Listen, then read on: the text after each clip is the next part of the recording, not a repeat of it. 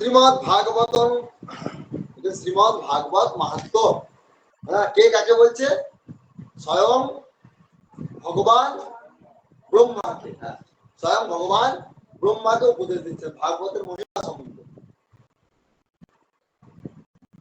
বলছেন শ্রীমদ ভাগবতম পূর্ণং দৃষ্টা ন উদ্ধস্থিতে হিজ সাংবৎসরং তস্য পূর্ণং বিলয়ং জাতি পুত্রক। কালকে হয়েছে, তবু আরেকবার আস্বাদন করছি। বলছেন, হে পুত্র, যে ব্যক্তি এই পরম পুণ্যময় শ্রীমদ ভাগবত শাস্ত্র দেখে নিজের আসন থেকে উঠে না দাঁড়ায়, তার 1 বছরের অর্জিত ধর্মকর্মের সমস্ত পুণ্যই নষ্ট হয়ে যায়।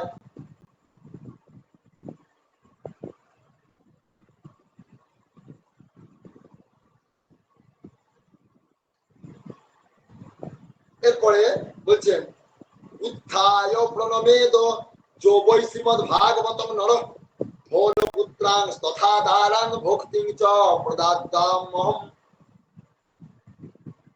বলছেন, যে ব্যক্তি শ্রীমদ ভাগবতকে দর্শন করে দাঁড়িয়ে তাকে প্রণাম করে, তাকে আমি ধন, স্ত্রী, পুত্র এবং আমার ভক্তি প্রদান করি।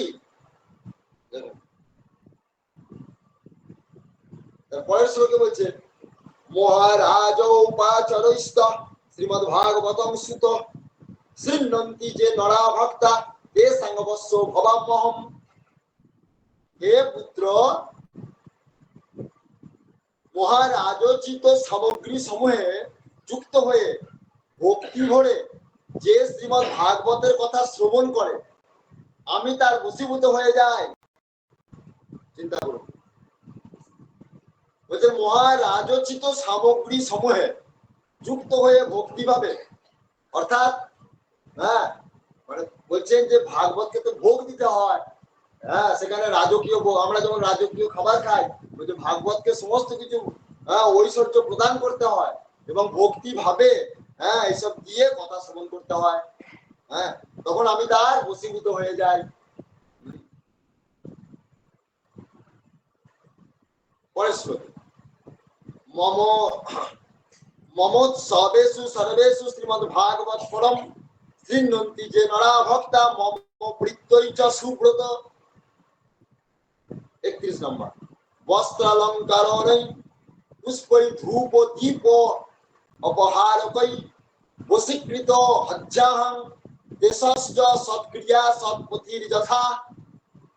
হে সুব্রত, যে ব্যক্তি পার্বণ সম্বন্ধীয় সমস্ত উৎসব আদিতে আমার প্রসন্নতার জন্য বস্ত্র, অলংকার, পুষ্প, ধূপ ইত্যাদি অর্পণ করে পরম বা উত্তম শ্রীমদ ভাগবত পুরাণ ভক্তি ভরে শ্রবণ করে, পতিব্রতা রমণী যেমন সচ্চরিত্র স্বামীকে বশীভূত করে, ওই ব্যক্তি হ্যাঁ আমাকে সেই রকম নিজে বশীভূত করে রাখে।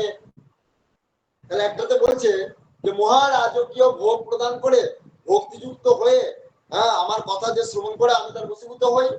আরেকটা বলছে যে ভাগবতকে নানা অলংকার, হ্যাঁ পুষ্প, ধূপ, দীপ ইত্যাদি হ্যাঁ ইত্যাদি বস্তু সহ অর্পণ করে ভক্তি ভরে শ্রবণ করলে হ্যাঁ তার আমি বশীভূত হয়ে যাই।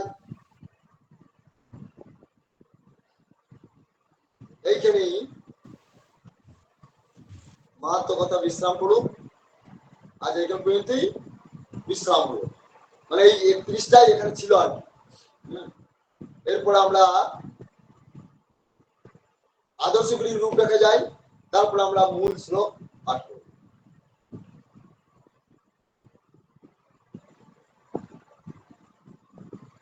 আদর্শ গৃহীর রূপরেখা।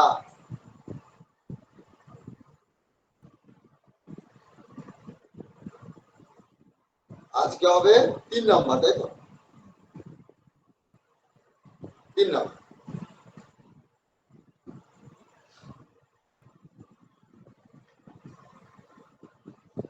বলছেন আদর্শ গৃহীর রূপরেখা। আদর্শ মানে অর্থাৎ সংসারী স্বামী স্ত্রী যারা বা সংসারের মা বাবা যারা পুত্র কন্যা নিয়ে ঘর সামলাচ্ছে, তাদের উদ্দেশ্যেই তারা কিভাবে ভগবানকে লাভ করবে, কোন কোন নিয়মে ভগবানকে পাবে, তারই কথায় আদর্শ গৃহীর রূপরেখায় দেওয়া আছে। সেখানে বলছেন গুরুদেবের আদেশ যদি কেউ পালন করে চলে, তাহলে সেই গৃহী আদর্শ হয়ে যায় এবং ভগবানের প্রিয় হয়ে যায়। তাই 3 নম্বর প্রবন্ধ থেকে আমরা পড়ছি। বলছেন নারী জাতি কেবল নরের ভোগ্য সামগ্রী নহে, নারী ধর্মের সহায়ক, স্বামীর সমচিত্ত হইয়া ধর্মপত্নী পতির সমকর্মে সহায়ক হইয়া সংসারে অবস্থান করেন। বুঝা গেল? বলছে নারী জাতি কেবল নরের ভোগ্য সামগ্রী নহে, নারী ধর্মের সহায়ক, স্বামীর সমচিত্ত হইয়া ধর্মপত্নী পতির সমকর্মে সহায়ক হইয়া সংসারে অবস্থান করেন। ধর্মপত্নী বা পতিব্রতা রমণী নিজ পতিকে কোনোদিন ত্যাগ করিতে পারেন না। আজকের দিনে পাশ্চাত্যের অনুকরণে স্বয়ং নির্বাচিত অবৈধ পতিকে বারংবার পরিত্যাগ করিতেছে। পতিও ওইভাবে সন্তানযুক্ত পত্নীকে ত্যাগ করিতে কুণ্ঠাবোধ করিতেছে না।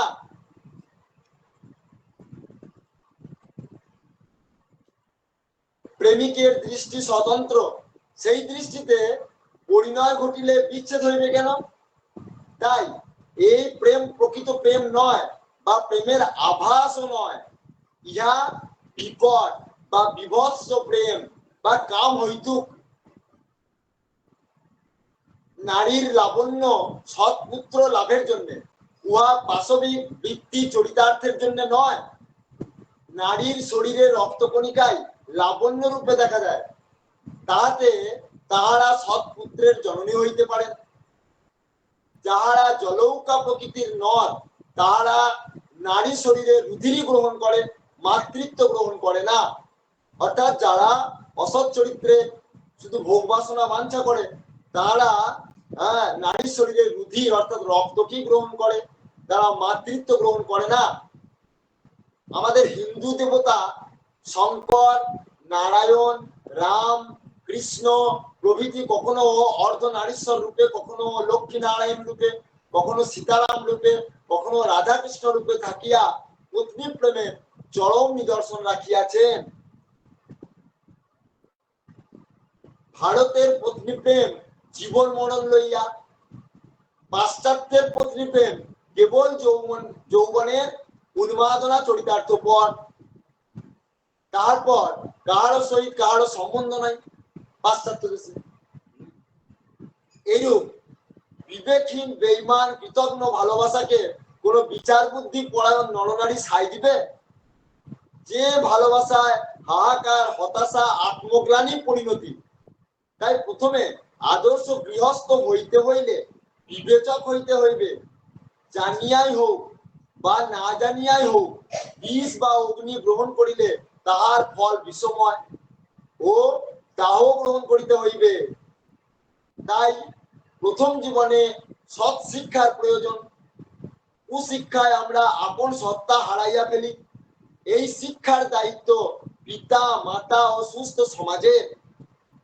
আদর্শ গৃহস্থ জীবন বা ব্যক্তি জীবনকে সুন্দর করিতে হইলে প্রথমে ওই দিনের অর্থাৎ পিতা, মাতা ও সমাজের সহায়তা একান্ত আবশ্যক। সংসারের প্রতি পত্নীর সংসারের প্রতি হলো পত্নীর দেবতা, পতিরেক গুরুস্ত্রী নাম। রামচন্দ্র যখন মাতা কৈকেয়ীর আদেশে 12 বৎসর বনে গমন করেন, তখন সীতা দেবীও শ্রী রামের সহিত বনগমনে অভিলাষ করিলে কৌশল্যা মাতা তাহাকে বাধা দেন। তখন সীতা কৌশল্যা মাতাকে বলিয়াছিলেন, মা, পতি যে পত্নীর সব, বিপদে আপদে পতি ছাড়া পত্নীর কি আর আপনজন আছে? না তন্ত্রী বিদ্যতে বীণা, না চক্র বিদ্যতে রথক, না পতি সুখ মেধাত, যা সদ্যপি সতাত্মজা। মৃতং দদাতি হি পিতা মৃতং, ভ্রাতা মৃতং সুত, অমিতস্য তু দারাতং ভর্তারকাং ন পূজয়েৎ। তন্ত্রী অর্থাৎ তারবিহীন যেমন বীণা থাকে না, তারবিহীন কি বীণা বাজে? বাজে না। চক্রহীন রথ যেমন থাকে না, শত পুত্রবতী হইলেও পতি বিরহিতা নারী কখনো সুখ লাভ করিতে পারে না। পিতা যাহা দান করেন তাহা পরিমিত, ভ্রাতা বা পুত্র যাহা দান করে তাহাও পরিমিত। অপরিমিত দান করেন একমাত্র পতি। সেই পতিকে কোন রমণী না পূজা করিবে? সীতা মুখে এই কথা শুনিয়া কৌশল্যার হৃদয় গলিয়া গেল এবং নয়নে আনন্দাশ্রু প্রবাহিত হইতে লাগিল। তিনি সীতা দেবীকে বনগমনে আর বাধা দিলেন না। এটা 3 নম্বরটা হলো। 4 নম্বর আরেকটা পড়ি আজকে। 4 নম্বর প্রবন্ধ বলছেন, সমাজের বড় সমস্যা হইল বিবাহযোগ্যা কন্যাকে গৃহে রক্ষা করা। উহা যথাসময়ে পাত্রস্থ না হইলে সমাজে নানাবিধ উৎপাত দেখা দেয়, যাহা আজ ঘরে ঘরে দেখা যাইতেছে। অগ্নি যেমন গৃহকে জ্বালাইয়া দেয়, তদ্রূপ বিবাহযোগ্যা কন্যা যে গৃহকে জ্বালাইয়া দিবে তাহাতে আর আশ্চর্য কি? সমগ্র কুমারী সমাজেরও কোন গ্রহণের প্রতিবাদে বদ্ধপরিকর হওয়া উচিত। কোন প্রথা যে এত টাকা লাগবে, এটার জন্য গুরুদেব বলছেন যে বদ্ধপরিকর হয়ে এর বিরোধিতা করা উচিত, নচেৎ কোনদিনই ও সমস্যার সমাধান হইবে না। কন্যা সমাজকে এক হইতে হইবে। কোন গ্রহণ পাপ। পুত্র কন্যা কেহ ছোট নয় আর কেহ বড়ও নয়। সমাজে যেমন পুরুষের প্রয়োজন আছে, সেরূপ নারীরও প্রয়োজন আছে। পুরুষ না হইলেও চলিবে, কিন্তু নারী না হইলে সমাজ চলিবে না, ইহা চিরসত্য। পুত্র কন্যা উভয়ের প্রয়োজন সংসারে সমান, ইতর বিশেষ মনে করা ঠিক নয়। কন্যাদের নিরাপদ জীবনযাত্রা একমাত্র বিবাহ সংস্কার। সেই বিবাহ সংস্কারে যে মত ও পদ বাধা ঘটায়, তাহা যে একান্ত অবাঞ্ছনীয় ও অহিতকর, তাহা সংসার চোখে অঙ্গুলি দিয়া দেখাইয়া দিতেছে। বুঝা গেল? সংসারে পবিত্র দাম্পত্য জীবন আদর্শ স্থল। নারী পুরুষের উভয়ের মিলনেই পূর্ণতা লাভ হয়। একক কাহারও পূর্ণতা নাই। দ্বিদল জনকের মতো পতি ও পত্নী উভয়েই সমান। পত্নী পতির শরীরের অর্ধভাগ।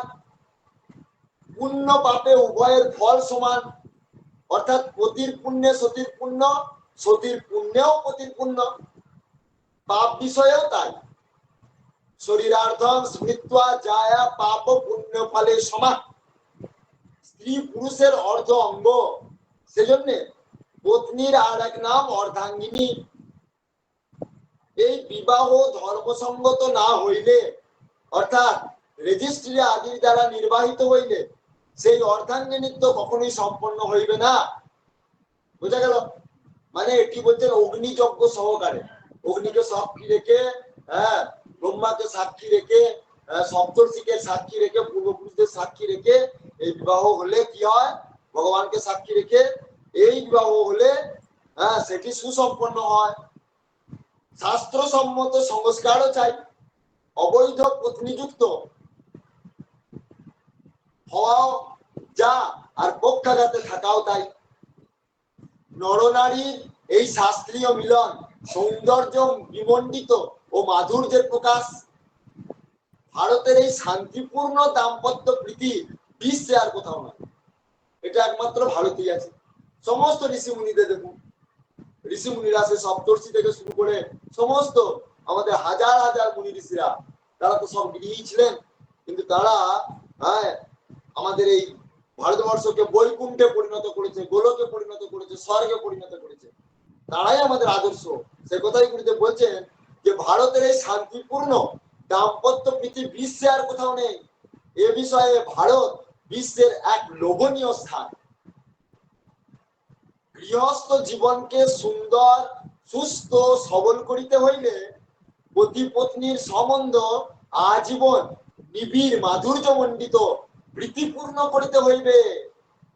যা প্রাচীন ভারতে প্রচলিত ছিল, পুনঃ সেই আর্য সনাতন ভাবধারাকে ফিরাইয়া নিতে হইবে। তবেই গৃহস্থের সংসার পুনঃ সুখময় ও আনন্দমণ্ডিত হইবে। সেই আর্য জীবনকে, এই জন্য গুরুদেব আমাদের একটি বাণীতে লিখেছেন যে আমি নতুন করে আর সকলের টাকা নিয়ে নতুন করে মঠ মন্দির তৈরি করতে চাই না, বলে আমার প্রত্যেকটি ভক্তদের গৃহস্থই মঠ মন্দিরে পরিণত হোক, যেখানে গৃহস্থ স্বামী স্ত্রী তারা সুসন্তান লাভ করুক, তাদের দ্বারা সুসন্তানের জন্ম হোক। সেই সুসন্তান কেমন হবে না, যিনি মা বাবার সেবা করবে, সেই সুসন্তান হবে পিতৃমাতৃ সেবী, ভগবত সেবী, গুরু সেবী। আর সেই রকম পুত্র কন্যা এই জগৎ সংসারের মঙ্গল করাবে। তারা যেমন পরিবারেরও মঙ্গল করবে, গৃহের যেমন মঙ্গল করবে, সেরকম দেশের দশেরও মঙ্গল করবে। এইরকম পুত্র ঘরে ঘরে জন্ম করবো, এইরকম দেব প্রতিম পুত্র ঘরে ঘরে জন্ম লোক, এটাই আমার ইচ্ছা। গুরুদেব নিজে তার একটা বাণীতে বলেছেন। তাহলে ওই গৃহে কি হবে, ওই গৃহে সেই আশ্রমের বাতাবরণ তৈরি হবে, আশ্রমের পরিবেশ সেই গৃহে থাকবে।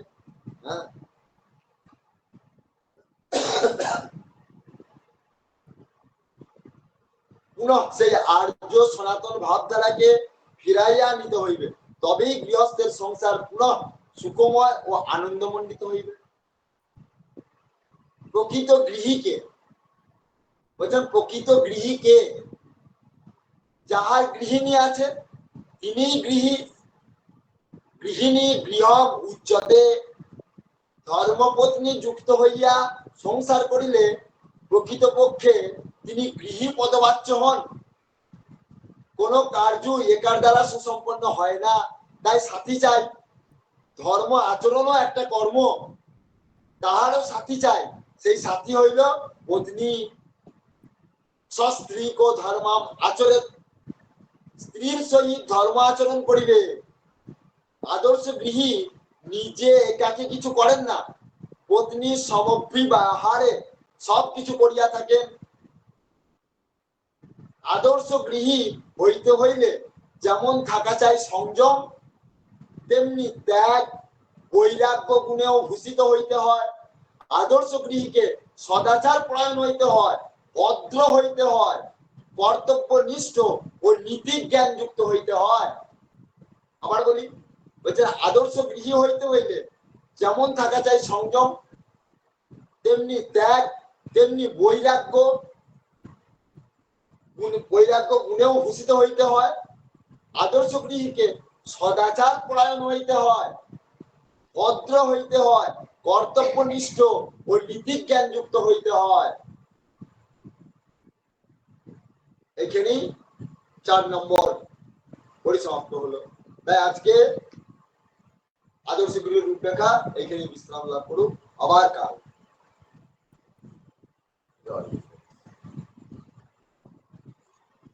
এখন আমরা ভাগবতের মূল শ্লোকে যাই।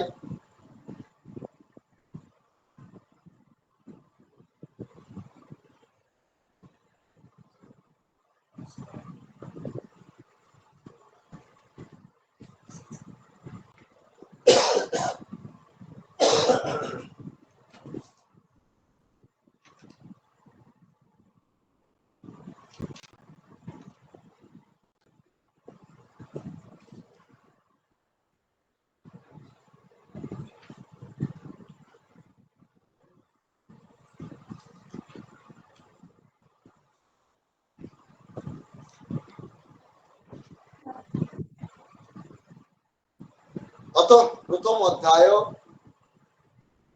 कृष्णं नारायणं वन्दे ब्रजप्रियं कृष्णं द्वैपायनं वन्दे कृष्णं वन्दे पितासुतम्। এটি দেবর্ষি নারদের ভক্তির সঙ্গে সাক্ষাৎকার এটি চলছে।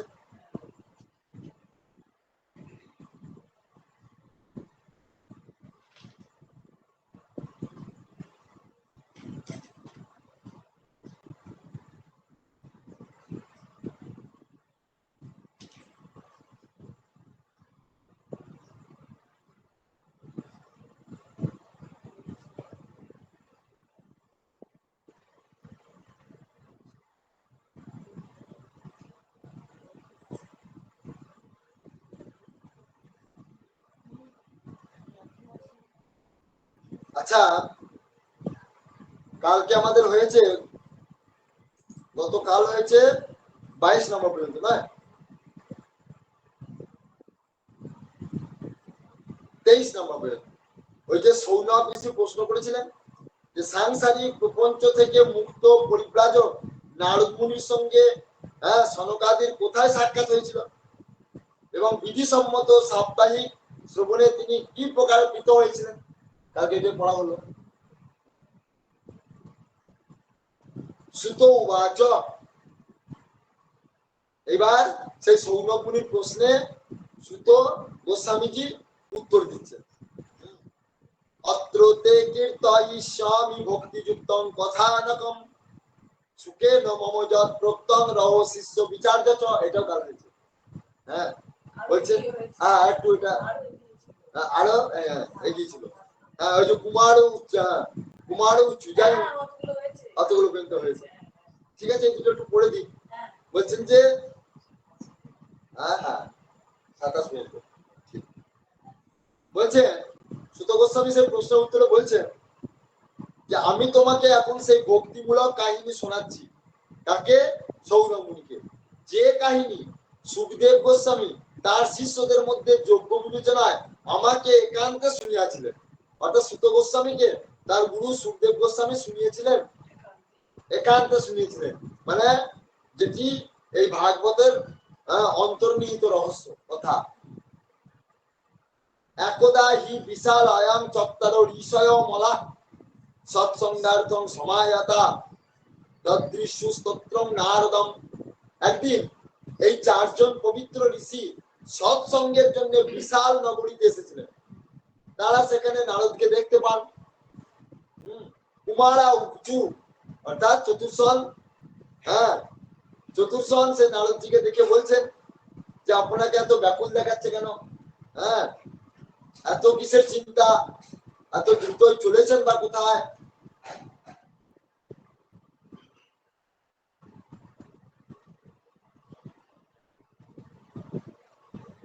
বেশ অনেকটা আমরা এগিয়ে গেছি, পিছিয়ে গেছি। 50টা ওটা আগে আবার অনেকগুলো, এটা 50 হবে, 50 হবে, হ্যাঁ 50 হবে, ঠিক। ওইটা 27টা ছিল মাত্র, হ্যাঁ ওই যে বলছে ভক্তি দেবী যখন বললেন যে আমি দ্রাবিড় দেশে উৎপন্ন হয়েছি,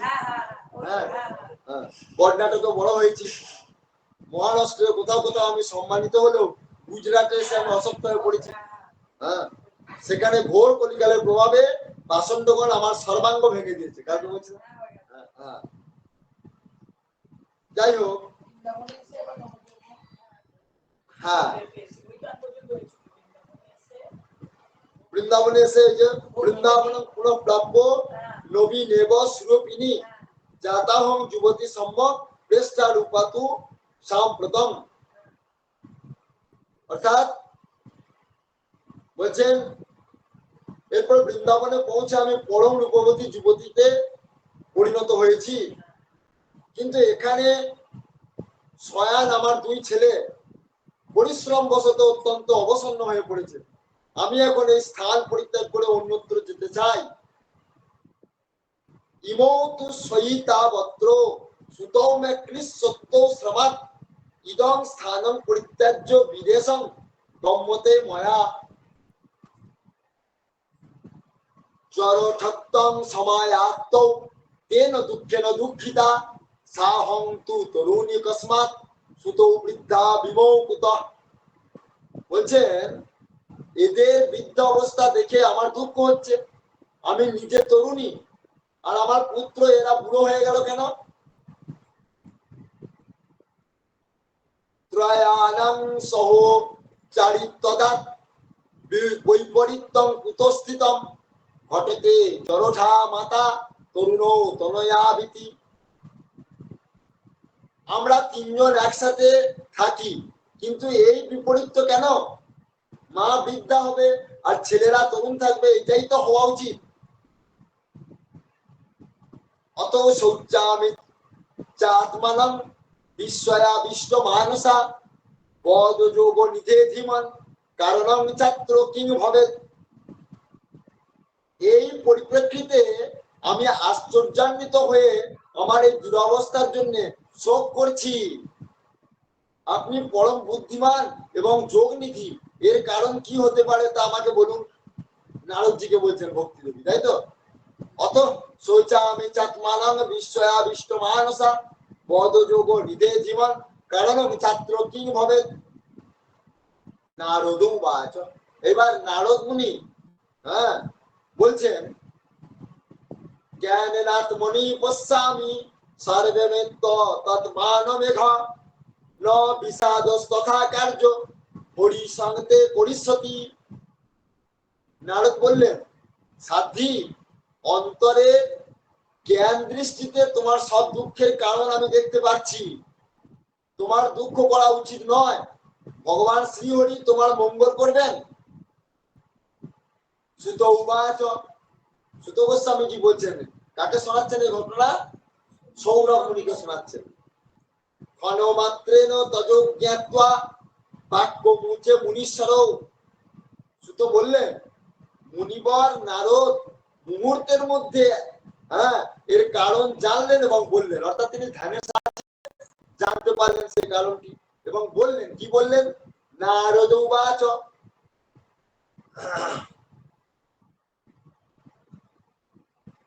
শ্রীনুষ্বা বহিতা বালে যুগহয়ং দারুণ কলি তেন লুপ্ত সদাচার যোগ মার্গ স্তপাংসি চ। বলছেন, নারদজি বলছেন, দেবী মন দিয়ে শোনো, এখন দারুণ কলিযুগ, ঘোর কলিকাল। তার ফলে সদাচার সকল, যোগমার্গ, ধ্যান মার্গ, তপস্যা আদি সব লুপ্ত হয়ে গেছে। কোথায় ছিল? জনা অগাসুরায়ন্তে সাধ্য দুষ্কর্মকারিণঃ ইহ সন্ত বিশদন্তি প্রশ্চরিন্তি সাধব। এই যুগে জীব সততা ও দুষ্কর্মে লিপ্ত হয়ে অঘাসুর হয়ে গেছে। সংসারে যেদিকে তাকাবে দেখবে সৎ লোকেরা দুঃখে ম্লান হয়ে রয়েছে, আর দুষ্টের দল সুখের থেকে উন্নতি করছে। কলিযুগের বিপরীত বলে, যারা সৎ তারা দুঃখ ভাগী হচ্ছে, আর যারা অসৎ তারা উন্নতি লাভ করছে, সাংসারিক উন্নতি লাভ করছে।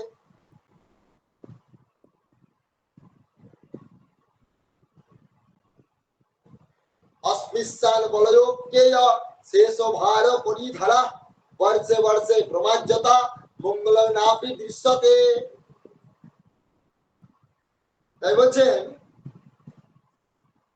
এই সময়ে যে সকল বুদ্ধিমান মানুষের ধৈর্য অটুট রয়েছে, খুব মন দিয়ে শুনুন। বলছে, এই সময়ে যে সকল বুদ্ধিমান মানুষ ধৈর্য ধরে অটুট হয়ে রয়েছে, তারা জ্ঞানী ও পণ্ডিত। পৃথিবী ক্রমশই বছরের পর বছর অনন্ত নাগের উপর ভার হয়ে পড়েছে। এই পৃথিবী পাপের ভারে স্পর্শযোগ্য তো নয়, এমনকি দেখারও উপযুক্ত নয়, আর এতে মঙ্গলজনকও কিছু দেখা যাচ্ছে না।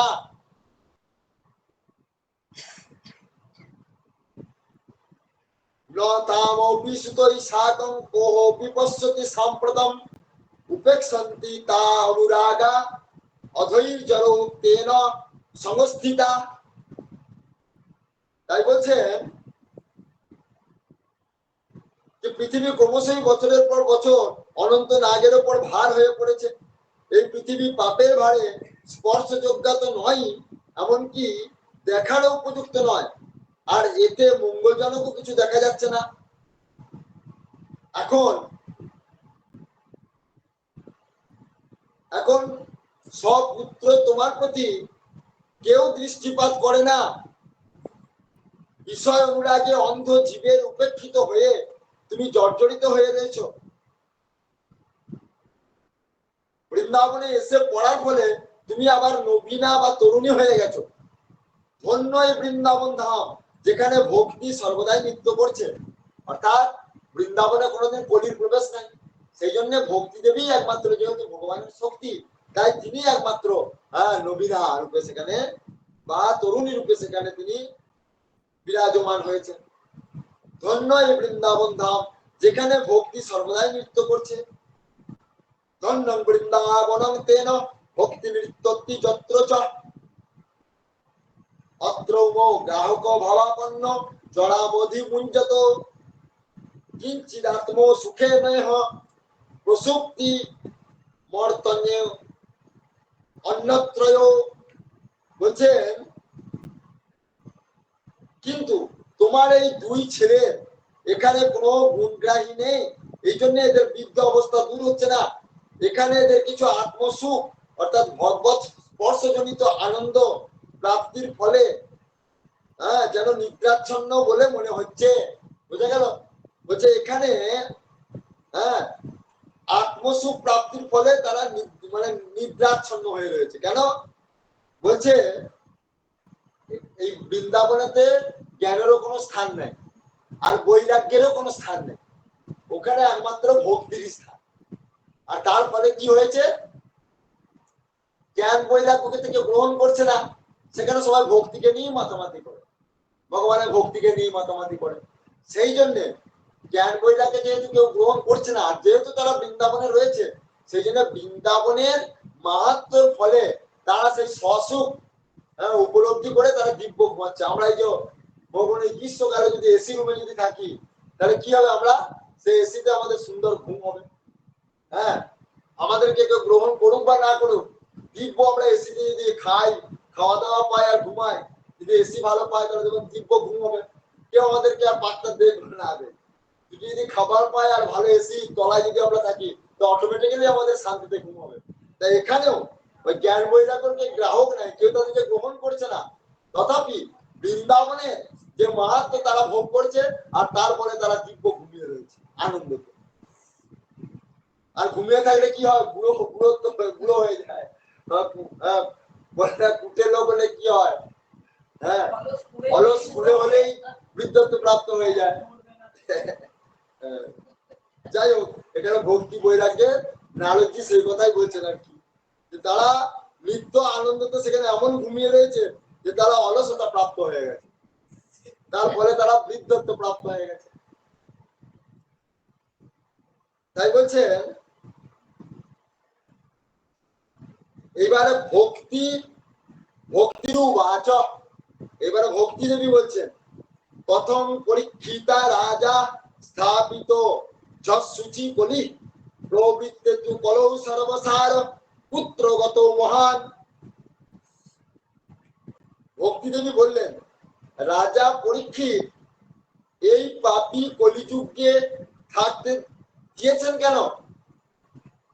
এখন ভক্তি দেবী বলছেন, ওই যে পরীক্ষিত রাজা এত বড় ধার্মিক রাজা, তাহলে কলিকে থাকতে দিলেন কেন? রাজার তো এটা উচিত হয় নাই। তিনি একজন ধার্মিক হয়ে কলিকে কেন স্থান দিলেন?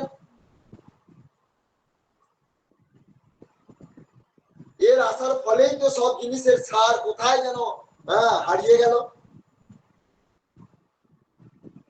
করুণা পরেণ হরিণা বাপ্পা ধর্ম কত মিক্ষতে ইমং মে সংশয় ছিদ্দি তদ্দজ্জা সুখিতা অস্মাহম। নারদ উবাচ। তাছাড়াও আবার বলছেন যে করুণাময় শ্রী হরি বা এইসব অনাচার কিভাবে সহ্য করছেন, হে মুনিবর, আমার এই সংসার আপনি নিরসন করুন। আপনার কথায় আমি বড়ই শান্তি পেয়েছি। আপনি যে সুন্দর কথাগুলি বলছেন তাতে আমি খুবই শান্তি পেয়েছি। এখন আমার এই দুঃখটাকে আপনি নিরসন করুন, এই দুঃখটাকে দূর করুন। নারদ উবাচ, এবার নারদজি বলছেন, যদি পৃষ্ঠস্তয়া বালে প্রেমত শ্রবণম কুরু সর্বং বক্সামি তে ভদ্রে কলমসন্তে গমিষ্যতি। নারদজি বলছেন, হে সাধ্বী, তুমি জিজ্ঞাসাই যখন করলে তখন মন দিয়ে শোনো, আমি তোমাকে সব খুলে বলবো, তাতে তোমার সব দুঃখ দূর হয়ে যাবে। যদা মুকুন্দ ভগবান ইচ্ছাম তত্ত্বা সপদঙ্গত তদ্দিনাৎ কলিরায়াত সর্বসাধনং বাধক। ভগবান শ্রীকৃষ্ণ যেদিন এই মর্তলোক ছেড়ে নিজের পরম ধামে চলে গেলেন, সেই দিন থেকেই এই মর্তে সব রকম সাধন ভজনে বিঘ্ন সৃষ্টিকারী কলিযুগ প্রবেশ করেছে। বোঝা গেল? যেদিন ভগবান দেহ ত্যাগ করলেন সেদিন থেকেই তো কলিযুগ শুরু। সেই দিনটি কোন দিন? মাঘী পূর্ণিমা। মাঘী পূর্ণিমা, সেদিন থেকেই কলিযুগের সৃষ্টি হয়েছে। ভগবানও দেহ ত্যাগ করেছেন, কলিযুগের সৃষ্টি হয়েছে। সেটি নারদজি বলছেন।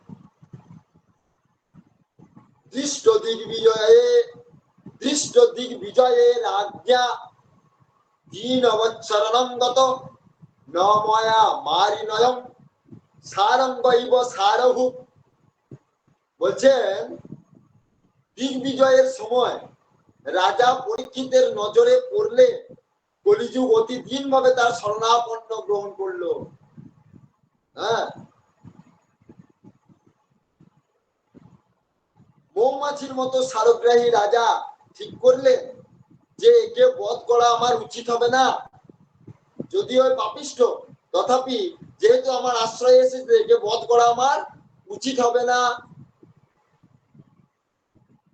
যৎ ফলং নাস্তি তপসা ন যোগেন সমাধিনা তৎ ফলং লভতে সম্যক ফলৌ কেশব কীর্তনা।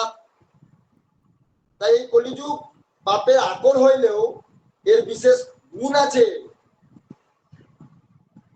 সেই গুণটি কি না, বলছে যেহেতু যোগ সাধন তপস্যা বা সমাধি দ্বারা যে ফল লাভ করা যায় না, কলিযুগে সেই ফল অতি উত্তম রূপে কেবলমাত্র শ্রী হরিনাম কীর্তনের দ্বারাই লাভ করা যায়।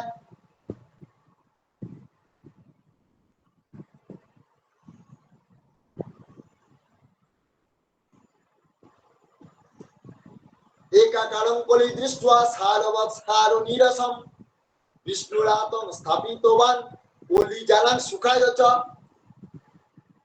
বলছেন, এইরকম অসার হওয়া সত্ত্বেও শুধুমাত্র একটা দিক সার যুক্ত হওয়াতে তিনি কলিযুগকে জন্মগ্রহণ করা বা জীবের মঙ্গলের উদ্দেশ্যে তাকে আশ্রয় দিলেন। তাহলে কলিকে কি জন্য রক্ষা করলেন পরীক্ষিত মহারাজ? যে কলিযুগ সর্বদোষের আকর হলেও একমাত্র বলে ওই যুগে মানুষ কঠিন তপস্যা যোগ এসব কিছু করতে পারবে না, কারণ কলিযুগের মানুষের আয়ু অল্প, তারপরে আবার রোগে ভর্তি, তারপরে অশান্তিতে ভর্তি, পাপে পাপাসিক্ত, এরকম বহুবিধ দোষের আকর কলিযুগের জীবে। সেই জন্য একমাত্র ভগবান একটি সুযোগ দিয়েছেন এই কলিযুগের প্রতি, কি না? কলৌ কেশব কীর্তনা। কলিযুগে কেবলমাত্র কেশব কীর্তন অর্থাৎ কৃষ্ণ কীর্তন বা রাধেশ্যাম নামের দ্বারা ভগবানকে প্রাপ্তি হওয়া যায়।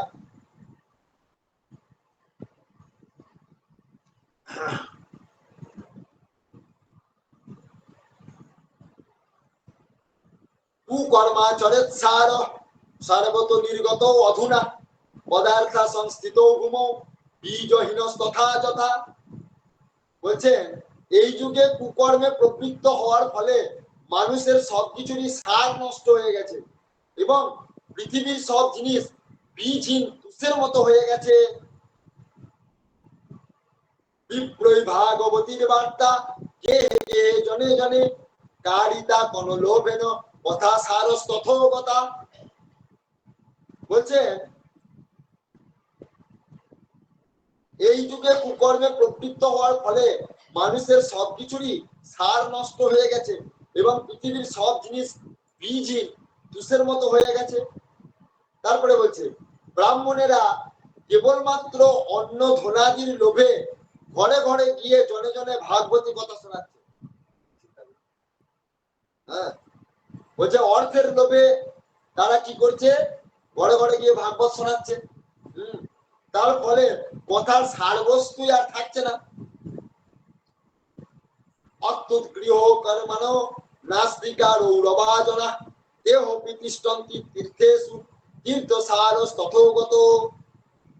তীর্থ সকলে নানা রকম অত্যন্ত ঘোর কুকর্মকারী নাস্তিক ও নারকী সব মানুষ বাস করছে।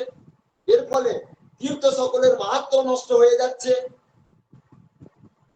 কাম ক্রোধ মহাবল তৃষ্ণা ব্যাকুল চেতস দেহ প্রতিষ্ঠন্তি তপসী তপসারস তথোগত।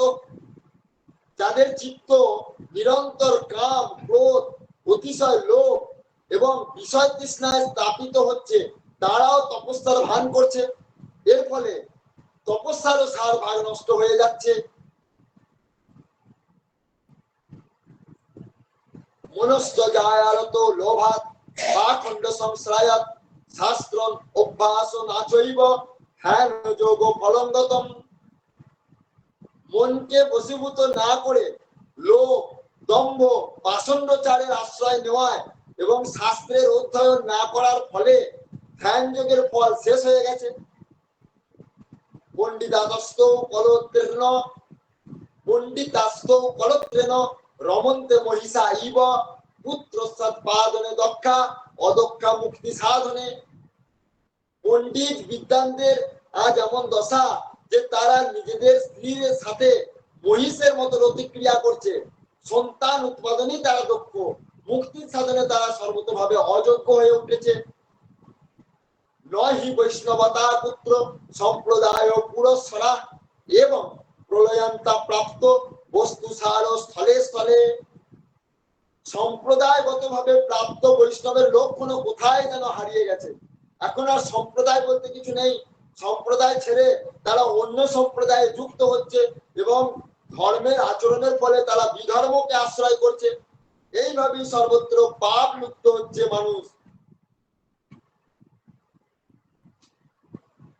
ইতি তদ্বচং শ্রুত্বা সুত উবাচ। তাই সুত গোস্বামী সৌনমুনিকে বলছেন ইতি তদ্বচং শ্রুত্বা বিস্ময়ং পরমং গতা ভক্তি রুচে বচৌ ভূয়ং শ্রীয়তা তচ্চ সৌনক। সুত বললেন হে সৌনক, দেবর্ষি নারদের এইসব কথা শুনে ভক্তি বড়ই বিস্মিত হলেন। তারপর তিনি যা বলেছিলেন তা শোনো। অর্থাৎ এইসব কথা নারদজি সেই ভক্তি মাতাকে শোনাচ্ছেন বৃন্দাবনে। তাহলে একটা কি প্রমাণ হলো যে আমাদের ভাগবতকে বা হরিনামকে কোনোদিন পয়সা বা ইনকাম করা যাবে না। ভাগবত নিয়ে কোনোদিন ইনকাম করা যাবে না, হরিনাম নিয়ে কোনোদিন ইনকাম করা যাবে না। তাহলে সেটা সঠিক ফল লাভ হবে না। ভাগবত সে কথাই বলছেন। সুত গোস্বামী বলছেন হে সৌনক, দেবর্ষি নারদের এইসব কথা শুনে ভক্তি বড়ই বিস্মিত হলেন। তারপর তিনি যা বললেন তা শোনো। সুরের সে তং হি ধ্যান হোসি মদ ভাগ্যেন সমাগত সাধনাং দর্শনং লোকে সর্বসিদ্ধি করম পরম। ভক্তি বললেন হে দেবর্ষি, আপনি ধন্য, আমার অতীব সৌভাগ্য যে আপনি এখানে এসেছেন। কারণ আপনি ভগবানের নিত্য পার্ষদ, সংসারে সাধুর দর্শনই সমস্ত সিদ্ধি লাভের পরম কারণ। কারণ সাধু দর্শনই সমস্ত পাপ তাপ দূর হয়ে যায়। তাই আপনার মতো সেই সন্তকে পেয়ে আমার জীবন ধন্য হয়েছে। জয়তি জগতি মায়ানজস্য কায়াধ হস্তে বচনং রচনং মেক বচনং রচনং মেকং কেবলং চা কল্লস্য ধ্রুবম ধ্রুবম পদম মৌপি জাত যৎ কৃপাত ধ্রুবম অয়ং সকল কুশল পাত্রং ব্রহ্মপুত্রং নতাস্মি। আপনার উপদেশ কেবল একমাত্র গ্রহণ করে কয়াধু কুমার প্রহ্লাদ মায়াকে জয় করেছিল। ধ্রুব আপনারই কৃপায় ধ্রুব পদ লাভ করেছিল। আপনি সর্বমঙ্গলময় এবং সাক্ষাৎ ব্রহ্মার পুত্র। আমি আপনাকে বারবার প্রণাম নিবেদন করি। इति श्री पद्म पुराणे उत्तरखंडे श्रीमद् भागवत महात्म्ये भक्ति नारद समागमे नाम प्रथम अध्याय श्रीमद् महर्षि वेदव्यास प्रणीत पारमहंस संहिता श्रीमद् भागवत पुराणे श्रीमद् भागवत महात्म्ये भक्ति नारद समागम नामक प्रथम अध्याय বঙ্গানুবাদ সমাপ্ত। তাহলে আজকে প্রথম অধ্যায় এখানে বিশ্রাম লাভ করলো। হ্যাঁ, তাহলে আমাদের আজকের কথা এখানে বিশ্রাম লাভ করুন। জয় গুরু,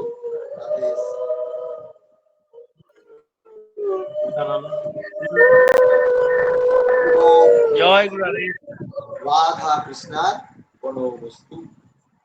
একটুখানি নাম করি, তারপর আমাদের কথা বিশ্রাম হবে আজকের মতো।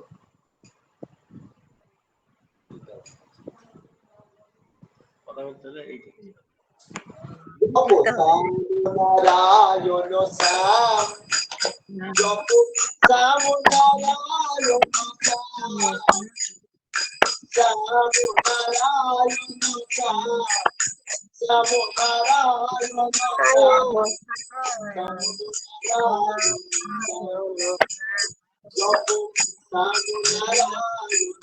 শ্যাম জপ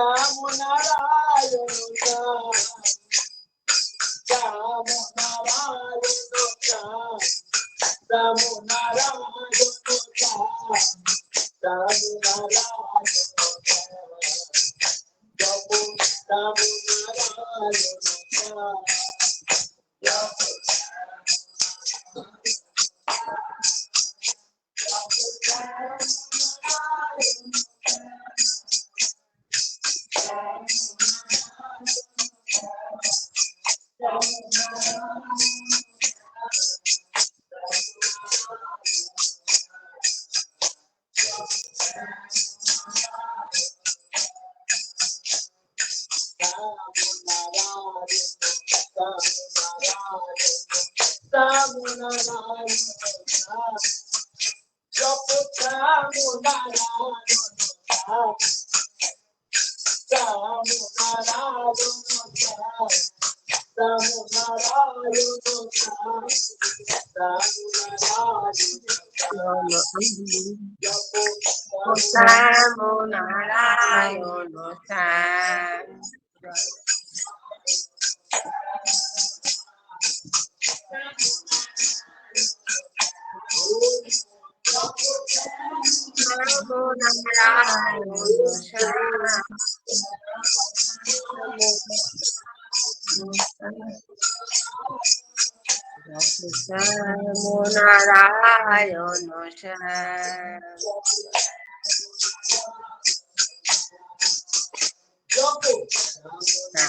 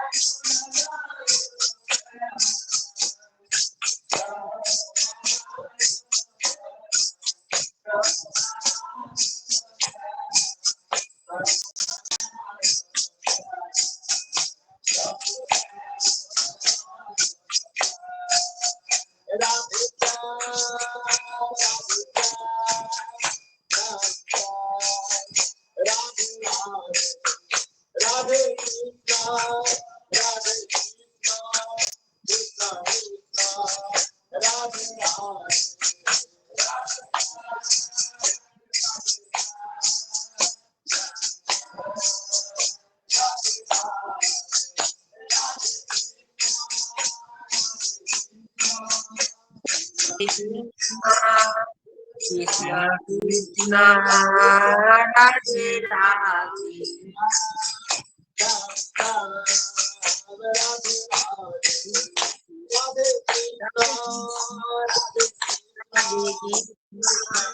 কৃষ্ণ কৃষ্ণ রাধে রাধে রাধে শ্যাম রাধে শ্যাম রাধে রাধে রাধে কৃষ্ণ রাধে কৃষ্ণ কৃষ্ণ কৃষ্ণ রাধে রাধে রাধে কৃষ্ণ রাধে কৃষ্ণ কৃষ্ণ কৃষ্ণ রাধে রাধে রাধে রাধে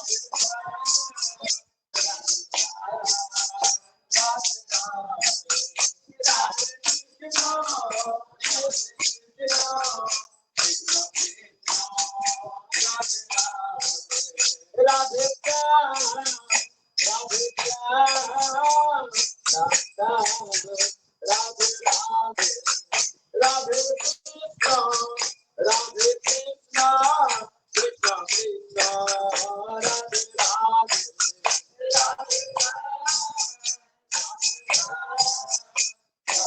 রাধে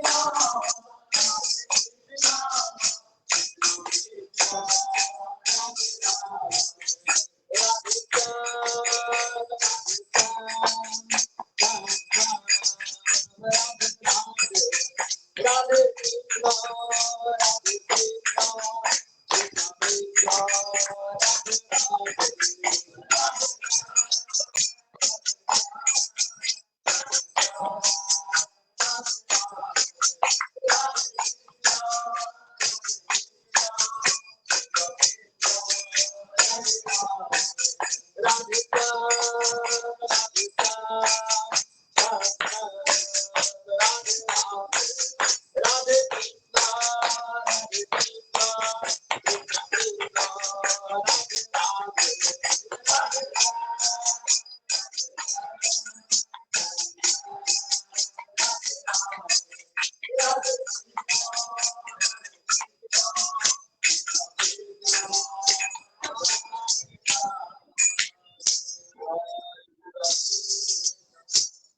बोलो श्री गुरु महाराज की जय। परमहंस ठाकुर श्री हेमंतदेव जी की भगवान श्री हेमंतदेव जी की जगत गुरु श्री हेमंतदेव जी की अखिल भारत हरि भगवत संघ की अखिल भारत गुरुधाम चंद्रशेखराश्रम की हेमंत आश्रम की माता उमा जय जय तीर्थम की ग्राम जय की जय जय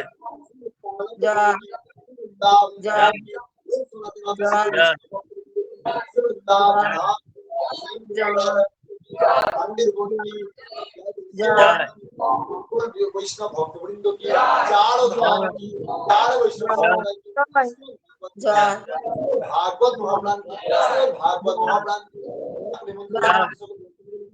ठाकुर हेमंतदेव तावली की जय पुरुषोत्तम मास की पुरुषोत्तम मुद्दों की जय जय सकल वैष्णव भक्तवृंद जय जय श्री राधा गोविंद प्रमाण जय गोविंद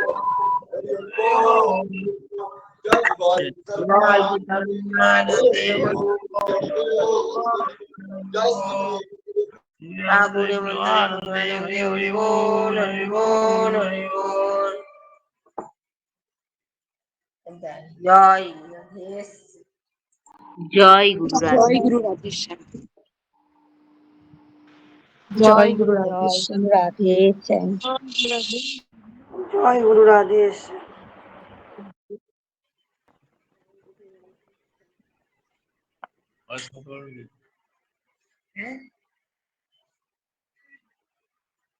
জয় গুরু রাধেশ্যাম। जय गुरु राधेश्याम